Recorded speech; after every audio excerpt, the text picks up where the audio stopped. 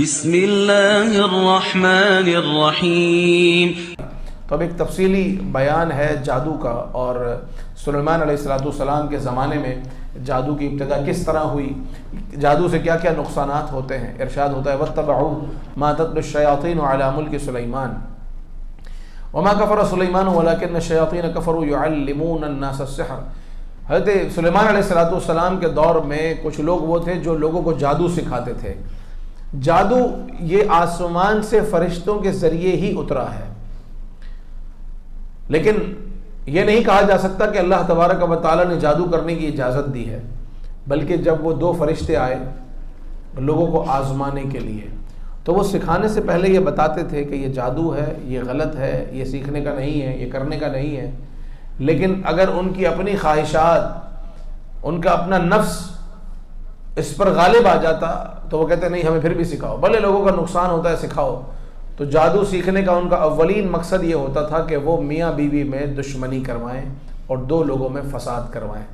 تو یہ کہنا کہ جناب جادو کی کوئی حقیقت ہی نہیں ہے یا جادو کچھ ہوتا ہی نہیں، یہ غلط ہے، کیونکہ قرآن پاک میں جادو کا بیان موجود ہے، اس کی تفصیلی آیات ہیں جس کا ترجمہ میں کر رہا ہوں۔ وما انزل علی الملکین ببابل ہاروت و ماروت، اور وہ جادو جو بابل میں دو فرشتے ہاروت اور ماروت پر اترا۔ وما يعلمان من احد، اور یہ دونوں فرشتے کسی کو کچھ بھی نہیں سکھاتے تھے، حتی یقولا انما نحن فتنة فلا تکفر، یہ کہتے تھے کہ ہم تو نری آزمائش میں ہیں، یعنی یہ کہ ہم آزمائش میں مبتلا ہیں، تم کفر نہ کرو اور تم اس پر ایمان نہ رکھو۔ فیتعلمون منہما ما یفرقون به بین المرء وزوجہ، تو ان میں سے جو لوگ سیکھتے وہ جس سے جدائی ڈالیں مرد اور عورت کے درمیان۔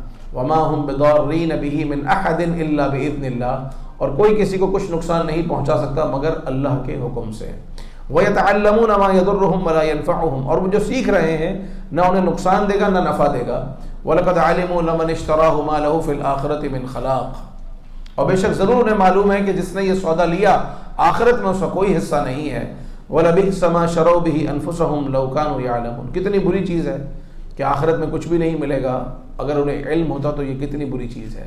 تو جادو کے حوالے سے ایک بات یہ بیان کی گئی کہ آسمان سے اترا ہے، دوسری بات یہ کہ فرشتوں نے ابتداً سکھایا، مگر وہ سکھانے سے پہلے وارن کرتے، ایک وارننگ دیتے کہ نہ سیکھو، پھر بھی وہ سیکھتا تو اللہ تعالیٰ نے فرمایا کہ اس کے صرف سیکھنے میں نہ نفع ہے نہ نقصان ہے۔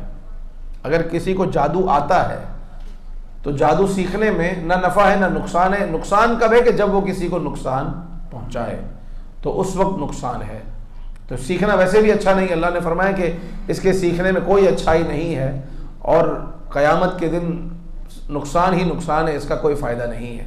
اب بات یہ ہے کہ کیا جادو واقعی اثر کرتا ہے، اور اگر جادو کرنے والا کچھ اور چاہے اور رب کی رضا کچھ اور ہو تو اب جادو کچھ چلتا ہے یا نہیں چلتا۔ مثلا اللہ تبارک و تعالیٰ کی مشیت یہ ہے کہ آپ کے ہاں بیٹا ہونا چاہیے، تو کیا جادو کے ذریعے کوئی بیٹا رکوا سکتا ہے، کوئی بندش کروا سکتا ہے؟ اس کا جواب یہ کہ ہرگز نہیں۔ اللہ نے فرمایا کہ اللہ کے اذن کے بغیر کچھ بھی نہیں ہوتا۔ وما هم بضارین به من احد الا باذن اللہ، اور ضرر کا مطلب ہوتا ہے نقصان، کوئی نقصان نہیں پہنچا سکتا مگر کب؟ مگر خدا کے حکم سے، اللہ تعالیٰ کے حکم سے۔ تو جادو کے اندر اثر ضرور ہے، مگر وہ اثر اسی وقت ہوتا ہے جب اللہ تبارک و تعالیٰ چاہتا ہے۔ اگر اللہ تبارک و تعالیٰ وہ نہ چاہے تو اثر بھی نہیں ہوتا۔ یعنی اللہ تبارک و تعالیٰ نے کسی کے لیے لکھا ہے کہ اس کے یہاں اولاد نہیں ہو، اب اس کا سبب یہ بنا، وجہ یہ بنی کہ یہ شخص، اس پر کسی نے جادو کروا دیا۔ یوں سمجھ لیجئے کہ ایک شخص کا 4 دن کے بعد انتقال ہونا لکھا ہوا ہے، آج اس کو بخار ہو گیا، بخار بڑھتا گیا اور بڑھتا گیا اور بڑھتا گیا، اور 4 دن کے بعد اس کی موت ہو گئی۔ آپ کیا کہیں گے کہ کیسے انتقال ہوا؟ بخار سے مر گیا۔ کسی کو کرونا وائرس ہوا، آپ کہیں گے اس وائرس سے مر گیا۔ تو وجہ وائرس بنی یا کوئی بخار بنا یا کوئی بیماری بنی یا کوئی ایکسیڈنٹ بنا، یہ تمام کی تمام چیزیں اسباب بنی، لیکن اللہ تعالیٰ کے علم میں یہ تھا کہ اس شخص نے جانا ہے، پروردگار نے اس کی زندگی اتنی لکھی تھی، تو سبب کچھ اور بن گیا، کوئی ایکسیڈنٹ ہو گیا، کوئی حادثہ ہو گیا، کوئی آسمان سے بجلی گری، کوئی زلزلہ آ گیا، لیکن موت اس کی لکھی ہوئی تھی۔ سبب کچھ بھی ہو سکتا ہے۔ تو اسی طریقے سے جادو بھی ایک سبب ہے کہ ایک شخص کے لیے لکھا ہوا ہے کہ اس کی اولاد نہیں ہوگی، لیکن اس کا سبب جو ہے وہ جادو بن گیا۔ ایک شخص کے یہاں مرنا لکھا ہوا ہے، اس کا سبب جادو بن گیا. ایک شخص کی بے روزگاری لکھی ہوئی ہے، اس کا سبب جادو بن گیا. اس کا علاج کیا ہے؟ اس سبب کو دور کرنے کا علاج کیا ہے؟ جس طرح کوئی وائرس ہو جائے تو آپ اس کا علاج کرتے ہیں، کوئی بیماری ہو جائے، بخار ہو جائے تو بخار کی میڈیسن لیتے ہیں، وائرس ہو تو اس کی میڈیسن لیتے ہیں، ایکسیڈنٹ ہو جائے تو اس کا ٹریٹمنٹ کرتے ہیں. تو جادو کا بھی ایک ٹریٹمنٹ ہے، اس کا بھی ایک علاج ہے، اور وہ یہ کہ سورہ فلق اور سورہ ناس پڑھ کر آپ دم کریں اپنے آپ پر. مصطفیٰ کریم علیہ الصلوۃ والسلام پر بھی جادو ہوا، جو امام المرسلین ہے، سید المرسلین ہے، خاتم النبیین ہے، ان پر بھی جادو ہوا، جس کے نتیجے میں اللہ تبارک و تعالی نے سورہ فلق اور سورہ ناس کی آیتیں نازل فرمائی.